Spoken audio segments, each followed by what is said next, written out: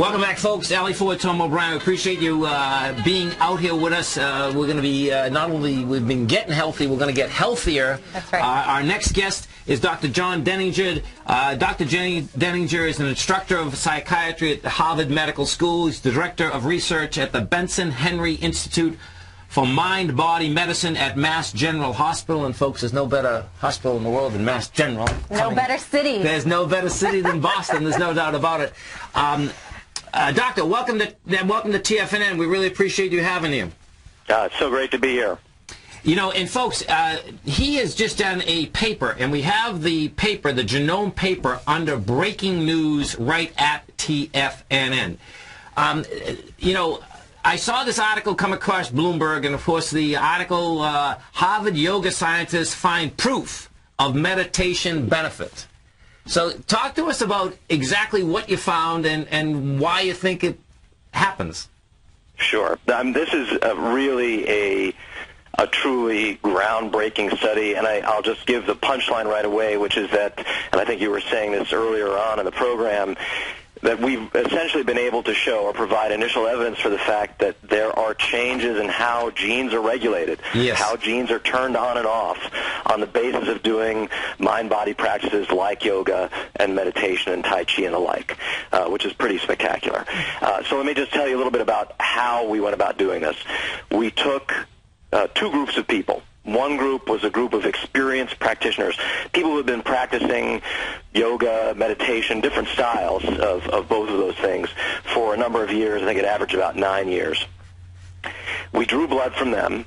We brought them in the lab, had them meditate, and drew blood from them once. I mean, over one session.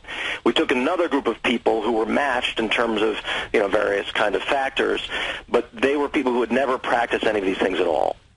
And then we took those and we drew blood from them. And then we took the people who had never practiced and we actually trained them to meditate for 8 weeks. And then at the end of those 8 weeks, we drew blood from them again. And what we were able to show was, first of all, there were distinct differences in what genes were turned on and off. Does that make sense, everybody? Yes. How genes are turned on and off in the people who were experienced practitioners and the people who had never practiced at all. So pretty spectacular. We could see in how genes were turned on and off differences between those two groups, mirroring the kinds of things that we know, that we see. People who are long-term yoga practitioners, people who are long-term meditators, they are different in many ways from the people who have never practiced. Down to the biology. Yeah. That's amazing. That's right. And then the really, really exciting thing, in my view, is just over the course of 8 weeks, we were able to show that folks who had never practiced at all, once they were taught to meditate and meditated for 8 weeks, that they had changes that were getting them going in the same direction as the long-term practitioners. Wow. So, Doctor, what are there markers inside the blood that you can get this type of information when you're doing this? Yeah, I don't want to get too technical. No, we don't have to. I'm just kidding. No, because it's amazing. You say inside of the blood. No, that's cool. I get it. Okay. Yeah, no, but I can explain sort of briefly. You know, so we know blood has white blood cells and red blood cells, right? So white blood cells are immune cells. They are the things that battle disease and do all different kinds of things like that. Sure. The white blood cells have they have genes in them, so that, you know, every cell in the body has genes. And in order to be a white blood cell, or for another cell to be a liver cell or a nerve cell or whatever, genes have to be turned on and off in a certain pattern that makes the cell do what it does. So what we were looking at is we were looking at white blood cells. We were taking white blood cells by drawing blood, separating them out, and looking at what genes were expressed or turned on, turned into what we call messenger RNA in those cells. That's a good, gives you a good picture of what's happening inside the cell at any given moment. And that can change minute to minute. And we were actually in this paper that we published in PLOS One earlier this year, we were able to show that even over the course of a single meditation session, there were changes in how genes were turned on and off. That's so cool. I have a question for you. In reading all these studies that are out today, you read, you know, the group was subjected to 30 minutes a day or 20 minutes a day, and you just mentioned that you saw benefits after, you know, for the short-term meditators as opposed to or compared to as the long-term meditators. How long do we need to meditate every day to see real benefit?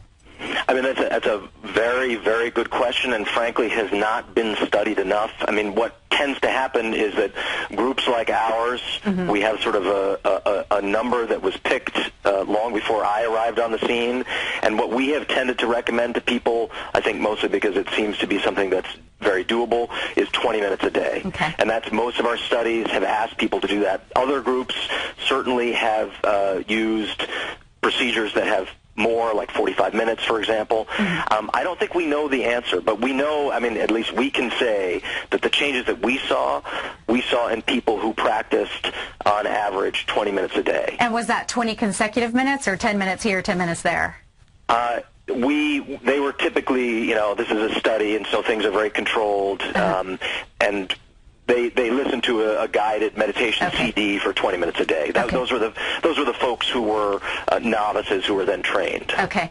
Yeah, I mean, and in that same Bloomberg article that was talking about your 5-year study, there was another scientist mentioned who noticed benefit after 12 minutes a day. It had to do with, forgive me if I'm pronouncing the word wrong, but telomere? Is that? Telomeres, yes. Telomeres, which is the anti-aging element in our body. Can you talk a little bit about that? Yeah, absolutely. So telomeres are the ends of chromosomes, and they shorten every time a cell divides, and so they are related to how long a certain cell can survive. Now, of course, we should keep in mind that we tend to hear these things, sort of longer telomeres are better, and that's true in a sense, but you don't want them too long, because too long can also do things like predispose you to cancer and the like. So it's always a balance when we're talking about those things.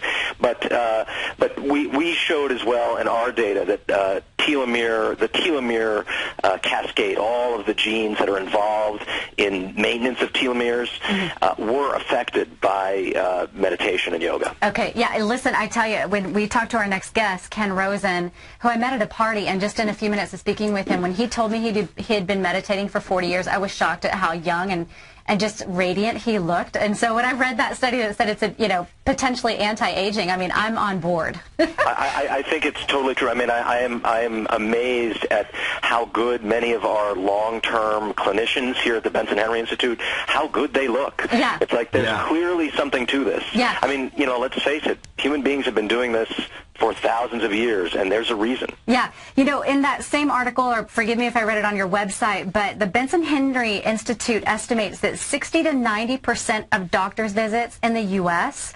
are because of stress, right?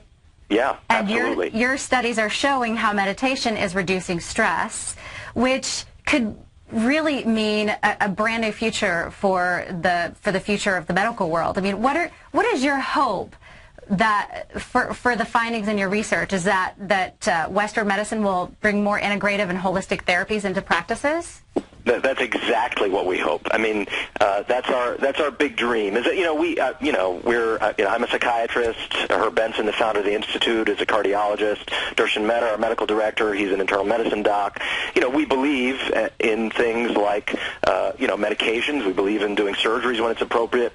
But we feel that medicine it's starting to get better, but it has not paid enough attention to these kinds of techniques that people can really use to empower themselves to get themselves better. And so what we're trying to do is provide the kind of evidence that the medical community demands before they say, oh, this is a practice that's worth doing.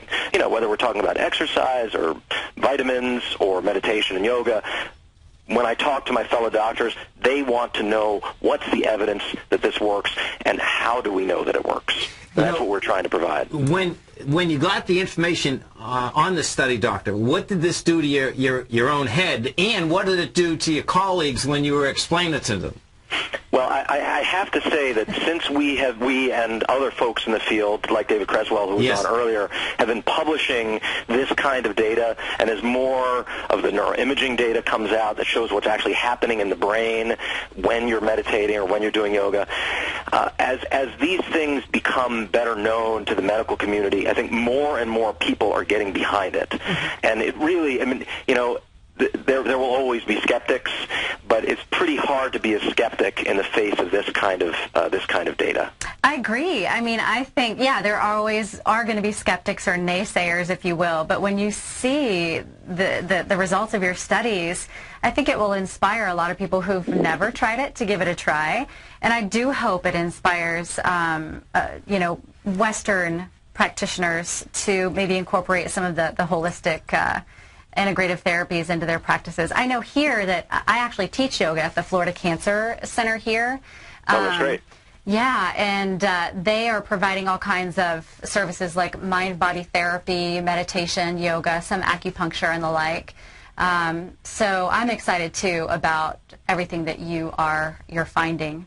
So what can, now I'll say you've certainly given us enough to focus on in the present moment, which is of course what meditation's all about. Yes. But what can we look for from you in the future? Well, there are actually a couple of studies that we are working on now that are very exciting, I think. One is a study that's funded by NIH, by the National Center for Complementary and Alternative Medicine. They're the division of NIH that funds this kind of research, that is actually looking at 3 different fairly controlled interventions, meditation intervention, so sort of a mind-body intervention, a yoga intervention, a body-mind intervention, and a stress education intervention. And looking at those and seeing how they compare in terms of how we're looking at all kinds of things. We're looking at the brain, we're looking at neuroimaging, we're looking at the genes, how genes are turned on and off, we're looking at a number of biochemical parameters. This study is going to be, it's been going for a couple of years, it's going to be a couple of years more before we're finished, and probably a year after that until the results are known. But this is going to provide an amazing foundation for telling us what's common between these kinds of techniques and what's different about them, which will be amazing to see, I think. Yeah. The other study, which we have just started, that I think is really groundbreaking, is one in multiple myeloma. So multiple myeloma is a cancer of plasma cells. It's a very difficult disease to have, and it's treatable, much more treatable now than it used to be, but it's still difficult to treat. And the interesting thing about multiple myeloma is that there are 2 states that are precancerous states, so people who don't have the disease yet, called MGUS and smoldering multiple myeloma. And these things are often found on routine blood tests just by chance. And people who have these states, they know that they have this potential to develop multiple myeloma, to develop this cancer in the future, but they don't have it yet. And for most of those folks, there's nothing to be done yet. They just go in every so often to their doctors and they have a blood test and they're told whether or not they're still okay or whether they need to start some kind of treatment. And so, as you can imagine, these folks are often suffering. They're often very worried about what's going to happen to them. And so we're doing a study where we're providing them with the Relaxation Response Resiliency Program, which is our group program which teaches people how to meditate and all sorts of other good stuff. And we are going to see how they do just in terms of feeling better and feeling less stressed, but we're also going to look at their genes. And the really amazing thing is we may be able to get some early inkling that some of the changes, the positive changes brought about by meditation, may actually counter some of the changes that would bring someone closer to multiple myeloma. Fascinating. Doctor, thank you so much. It was absolutely fabulous. We look forward to having you on again. Yeah, such a pleasure. Thank you so much. Thank you. Take care, everybody. Have a great one. Have a safe one.